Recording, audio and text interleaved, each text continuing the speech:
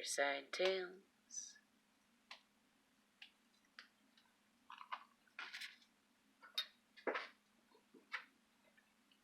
Hello,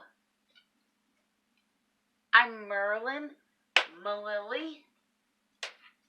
Welcome to my fireside, where I tell tales within tales within tales. And sometimes, most times, we get weird. The tales often are weird.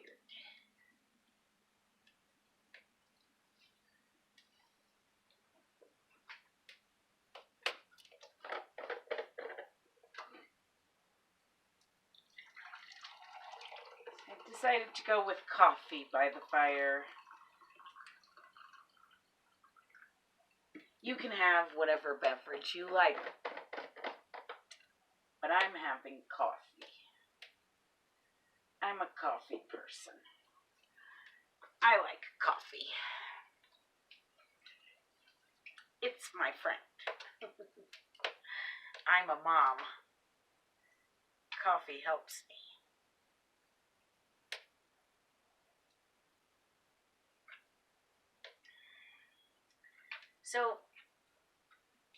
So far, every week at Fireside Tales, we have been holding up some traditions.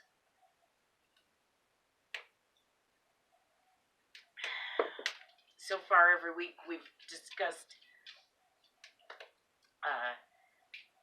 reincarnation. It's something I want to enlighten people about with this show. So, we talk about it every week.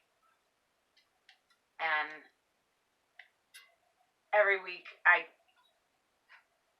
tell you about the Akashic records, or the Akasha. And that is a meditative library. It's a place you can only reach with meditation. And in the library, every soul has a book. And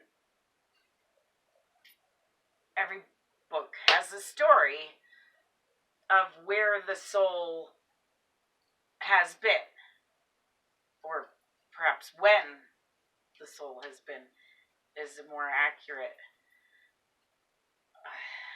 account.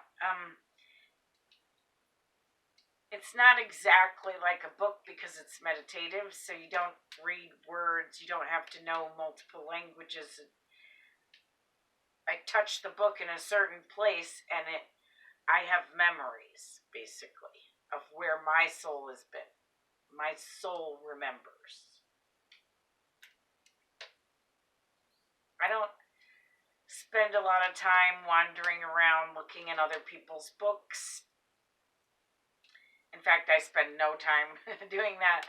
I went on a little journey once to find one person's book that had asked me to go look for their book and tell me what it looked like. They actually wanted to know what was in it, but I didn't want to know that. So I didn't look in it.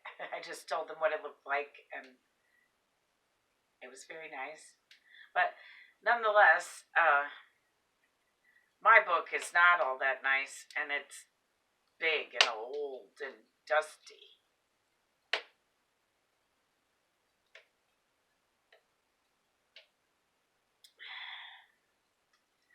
So, I happen to be a couple things. Every week I share with you that I'm a medium and a psychic, and also a deadhead. So, I've been both for a long time. I've been meditating since I was a teenager, and I'm in my 40s now. So, I've done a lot of work to get to where I am. So every week we tell the story of the Grateful Dead. It's where the band, the Grateful Dead, got their name from, but it's also a story from the Tibetan Book of the Dead. It's a Buddhist story, and the Buddhists believe in reincarnation. So it's a reincarnation story, and I'm going to tell it to you as it was told to me from a deadhead by a fire.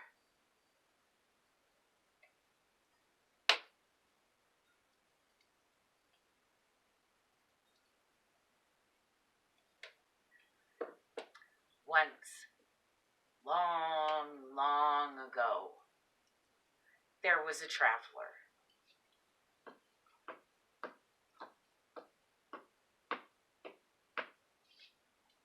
She happened upon this strange scene unfolding before her. And before her was a dead body. And around the dead body were a bunch of people arguing over the dead body, over the dead man's debts, and over who was going to bury him. The traveler just thought this was atrocious and really disgusted her. So she paid the dead man's debts, and she paid for a proper burial, and she prayed over the dead man's body, and she traveled on.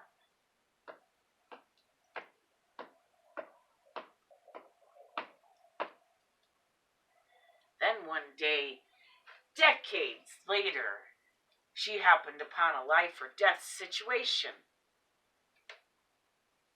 And out of nowhere, a stranger just scooped her up and saved her life. And the traveler said, "Thank you. Who are you? Why did you save my life? Thank you." And the stranger simply said, "I am the Grateful Dead."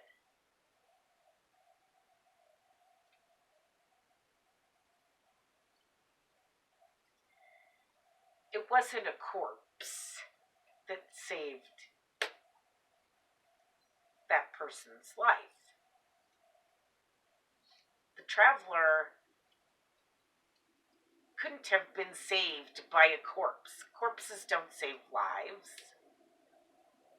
It's not a corpse. It's a reincarnated person. Decades later, there's a dead body. The dead body, the soul of the man in the dead body reincarnates into a little baby body, which grows up and then repays the debts of the dead man in a new body by saving the life of the traveler who paid his debts and prayed over his body. It's a story about reincarnation.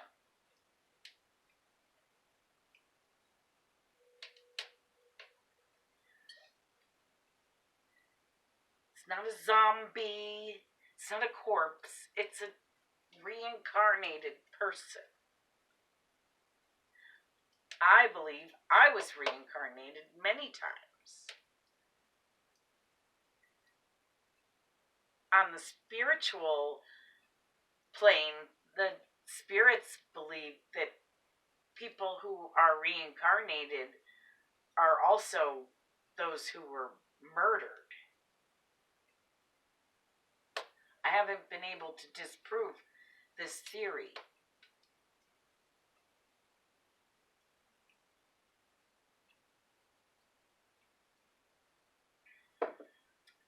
So in our first episode, I discussed my connection with the Grateful Dead and my very last life, who I was right before me. And then in our second episode, we went all the way back to ancient Peru.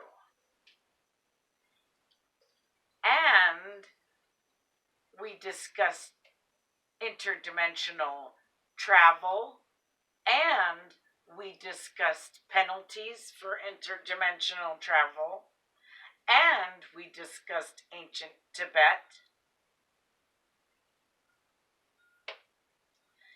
Then I took you to ancient Egypt, and ancient Sumeria, and ancient Greece.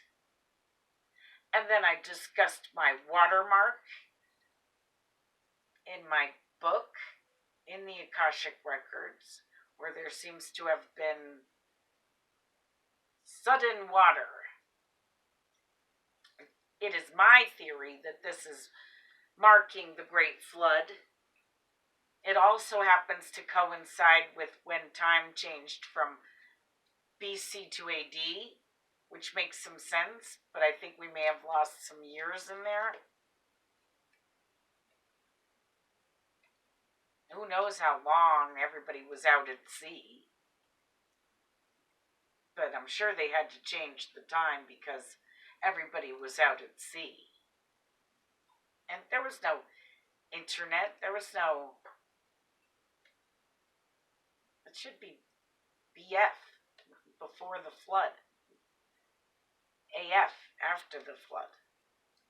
Honestly. In my opinion.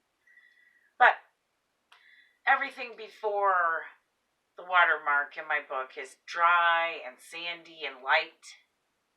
And everything after the watermark is dark and wet and muddy. And I ended up in Scotland, which was kind of sticking out of the water. I think that's the only reason why a lot of people ended up there. It's high ground.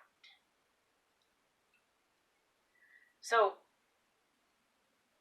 then I ended up in England, Ireland, Scotland, and with another penalty. And I discussed interdimensional travel again. Then I discussed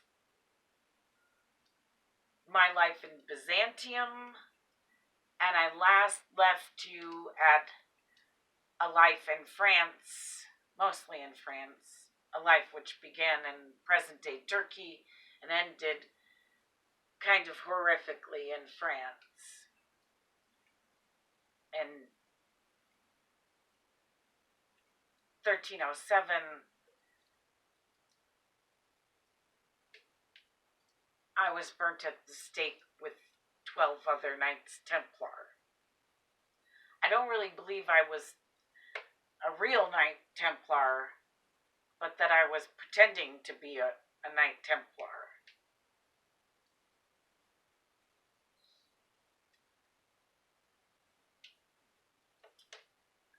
So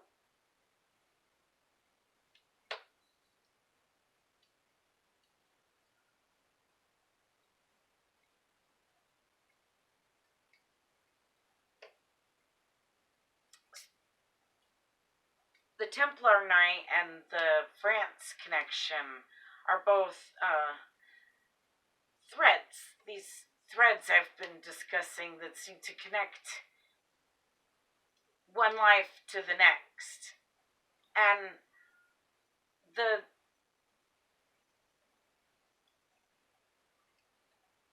little threads are just each different thing that each life has in common. And France is one of those threads. Music, art are some more threads. dogs. I seem to have always had dogs, except for one life where I seem to have kept lions like dogs. And, my mediumistic abilities seem to be also a common thread. After being burnt at the stake, as you can imagine, the soul is a bit confused, and that never leaves you. It's a very vivid memory in my book that I don't like to touch, to be honest. It's painful. It's painful even to talk about and think about. I like to skip over these parts kind of quickly, but I don't want to play down the intensity of what it's like to see that and feel that in your book in the Akashic Records. It's intense. Extremely intense.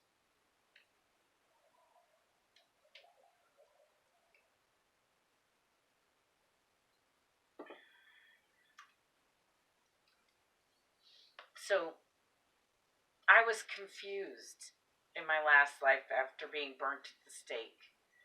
And I guess my soul sort of built itself this weird prison made of all the horrible things people were saying to me and doing to me right before they killed me.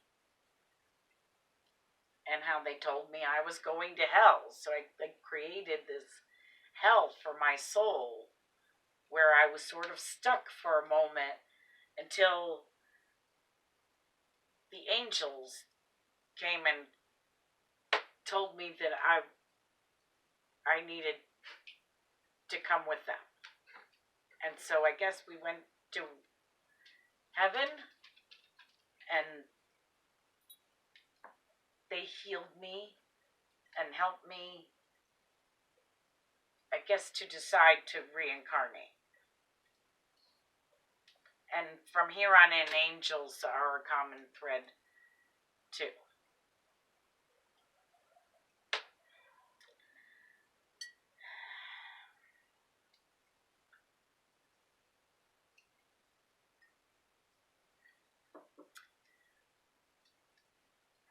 So, this week we're in France again.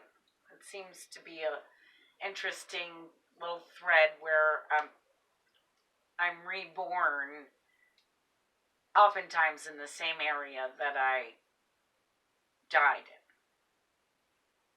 So I died in France, and now I'm being reborn in France in the early 1400s.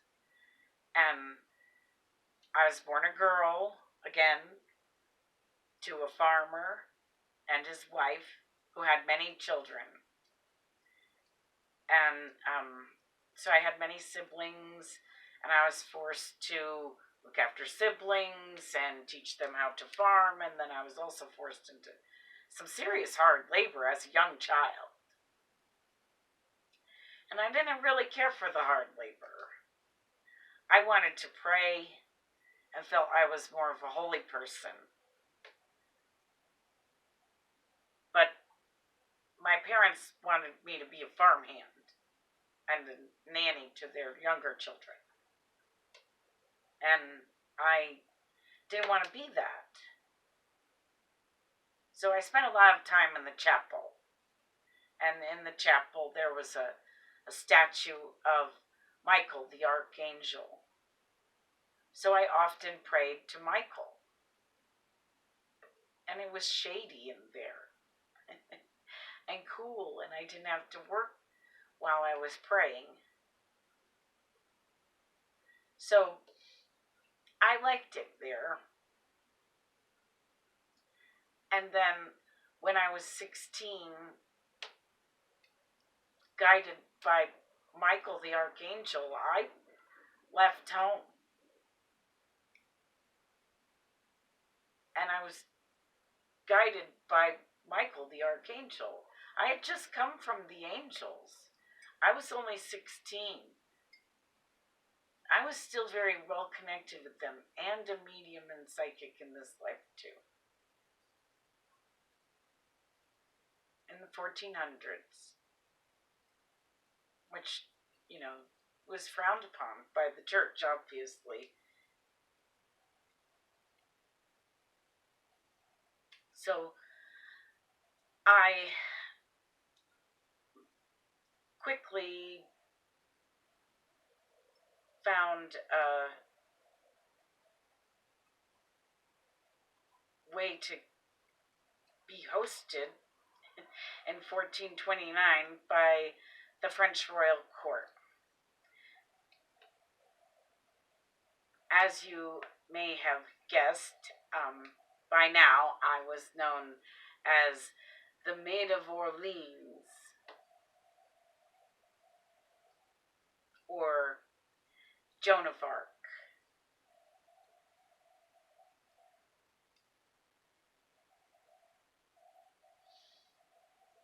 So, when Joan was seen at the royal court by the king and the dauphin, she swore her loyalty to both of them and did all this with the archangel's blessing and guidance. And she somehow knew all the politics, which is strange, having been a Knight Templar, or at least faking that she was a Knight Templar in the life prior. All of a sudden she knows all these French politics at 16, 17, where she knows that she does not want the English to take the French throne, and she wants the kingdom to remain in the family that it's in currently. How does she know all this? She's a French farm girl. People have often wondered. It's because she's reincarnated. And she just was burnt at the stake as a Knight Templar. And she's just come from the angels, the archangels.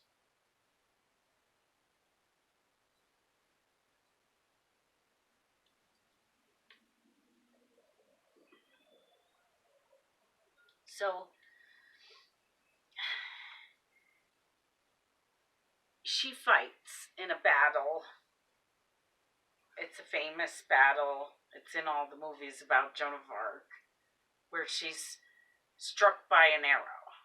They always, and all the theorists and stuff, think that the arrow somehow came from behind or above, or no, they know it came from,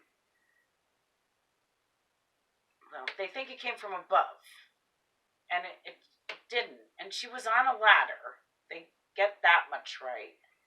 But the thing was, she was on a ladder and she was in armor. And in armor,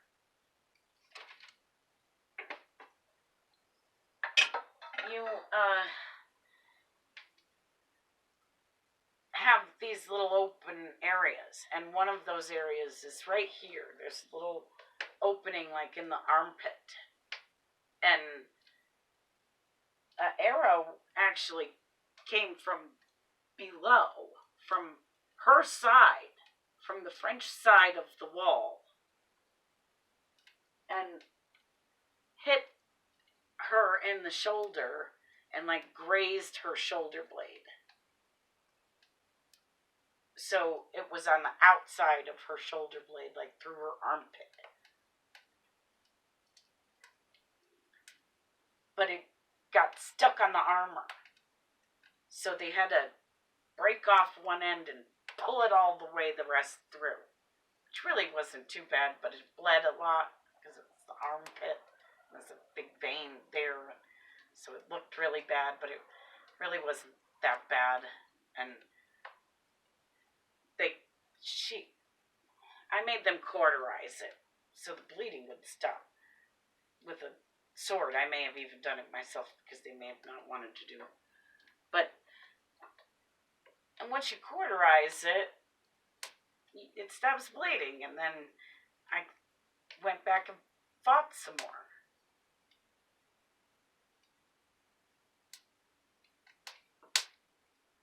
So as a Knight Templar, I made it through battles as well. And when you make it through a battle and you live, generally that means you killed some people. At least one. Probably more. So you have some blood on your hands. We've discussed karma before on the show here, and karma is, what comes around goes around. It's a cosmic system of fairness where you get what you deserve eventually. We all do.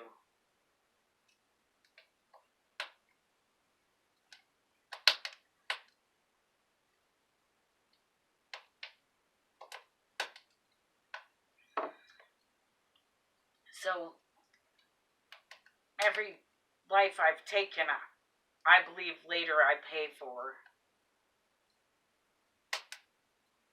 And this life is no different. So,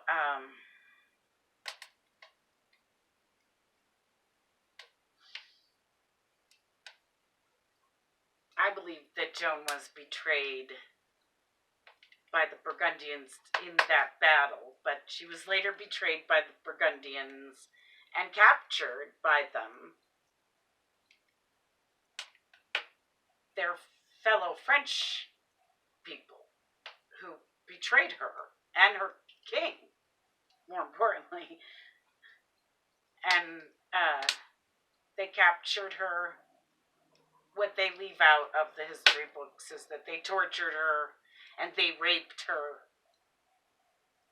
The soul doesn't forget those things either.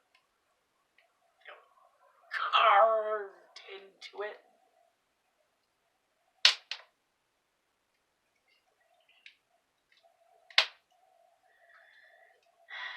Then they gave her to the church, supposedly the English church. There's a lot of debates. The English say it was the French say it was the English, everybody's pointing fingers, they did it back then. The monarchies say it was the church say it was the monarchies. Who knows really exactly who set it up, but nonetheless, once the Burgundians gave Joan over to the English then, church or no church, also raped her and tortured her. And then, like the history book said, they burnt her at the stake. Oh, after a trial, they did give her a trial. The English church gave her a trial, which is documented still on paper. Of course, they didn't write in the raping and the torturing, which is why she denounced everything she said she believed in right before they burnt her at the stake. She thought they were going to let her live. So she just said, okay, after all the torture, I did whatever you say. If you're going to let me live, let me live. And then they burnt her anyway.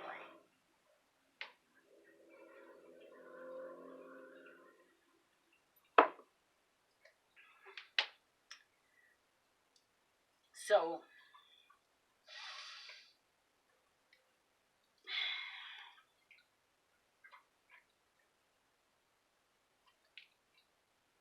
that was in May of 1431. And then 25 years later, the Pope pronounced her innocent of all crimes. She was burnt at the stake as a heretic because she heard St. Michael and God in prayer.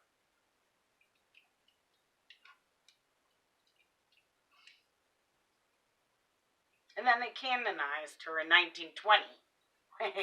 Way later, they made her a saint. Didn't stop her from having a lovely little hell inside her little soul, where she was stuck again and confused, just like the last time she was burnt at the stake. And again, the angels came and they said, "You don't belong here." And they brought me to heaven, where I have a seat. And in my soul group are some very fascinating other souls.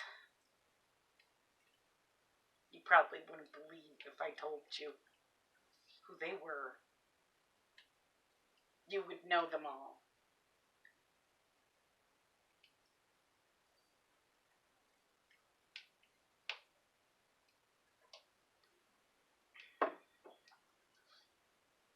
So I'm in this life, when my husband and I first married in 2005, we went to Paris on our honeymoon. And I came back and could hear all the French prayers to Joan. And they love her. And I hadn't realized how much the French people, especially in Paris, love her. She's the patron saint of Paris, I believe, or France, maybe all of France. I'm not sure, but they love her out there. And I came back being able to hear all the French prayers to her in French, which, quite frankly, in my life as a parent and wife and an artist, was a little distracting and disturbing even. So I sought help from some friends who helped me guide the prayers, like funnel them off to the goddess. And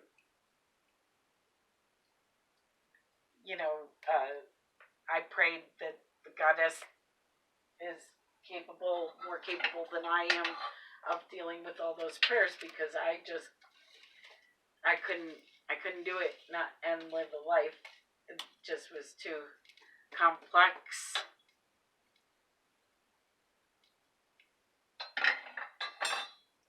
So people think that mediums in general and psychics know everything, and we don't. Sometimes, because we're mediums and psychics, we're really distracted by other stuff, and we miss some stuff that's oftentimes right in front of us, and has a body and is standing there, but we know the 10 spirits that are behind them and have been talking to them for the past hour telepathically. And people will laugh because we missed the one actual person standing there. They don't understand all the other stuff that's going on that I understand and all the other mediums and psychics understand.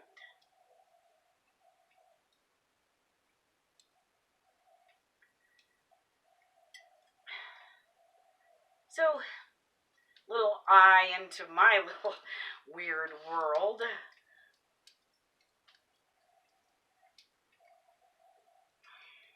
I told you we were going to get weird. And weird we got.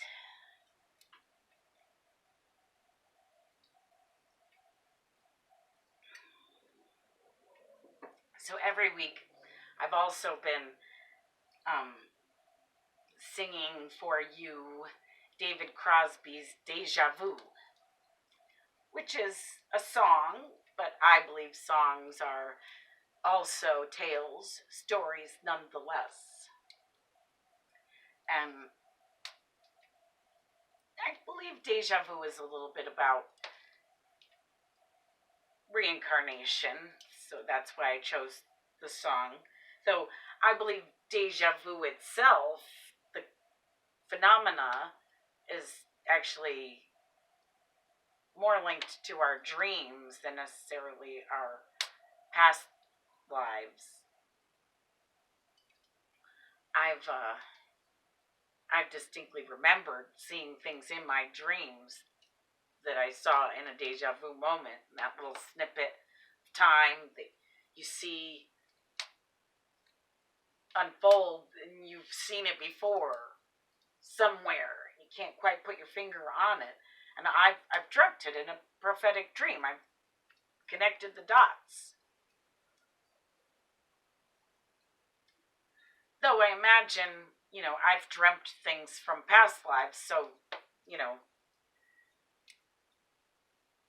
I could have had a dream in a past life that I'm remembering also, I suppose. They usually seem to be from this life, though. Nonetheless, I've chosen Harp on Harp again. I like Harp on Harp. I think I'm going to go with this most weeks, but I haven't decided to commit yet. I like to do it differently every week, so we do it differently every week.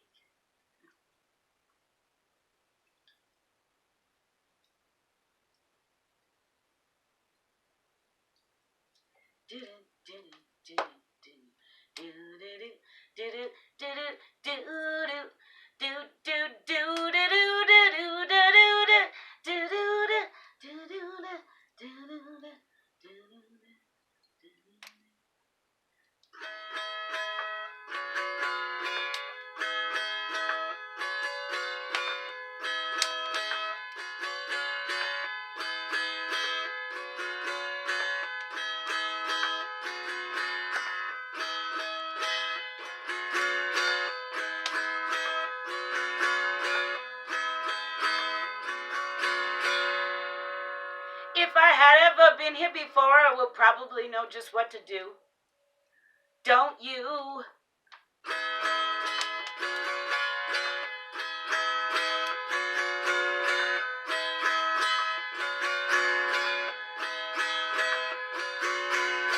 If I had ever been here before and another time around the wheel, I would probably know just how to deal with all of you. And I feel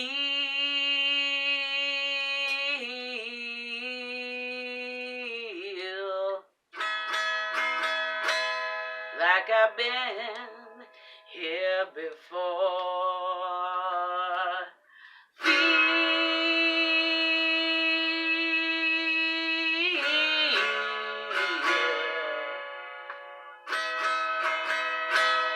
Like I've been here before, and it makes me wonder what's going on. Under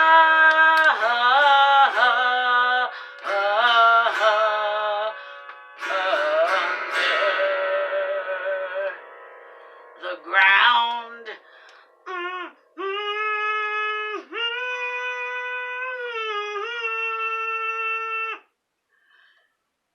Do you know? Don't you wonder?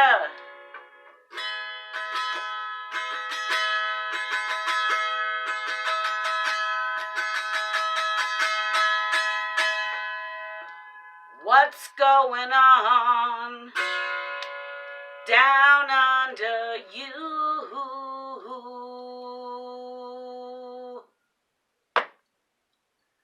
La da da, la da da.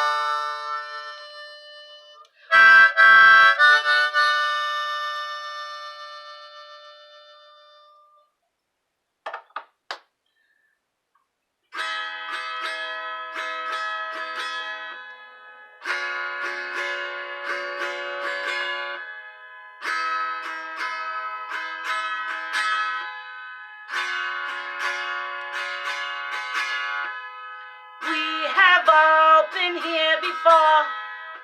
We have all been here before. We have all been here before. We have all been here before.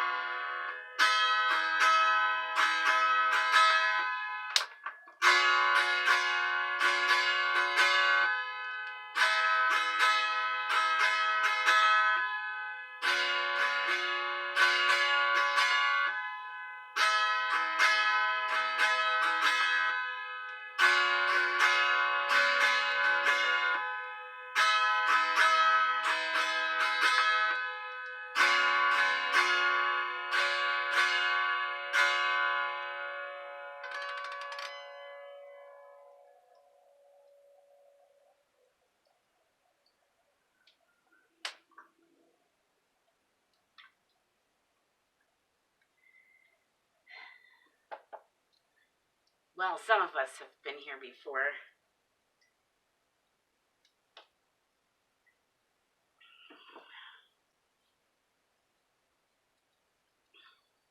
Join us next week. Make sure you keep up. Might have to go back and rewatch. We move fast here on Fireside Tales. So, thanks for joining me at my fireside and for getting a little weird with us right before the weekend. Join us next week and have a weird and wonderful weekend.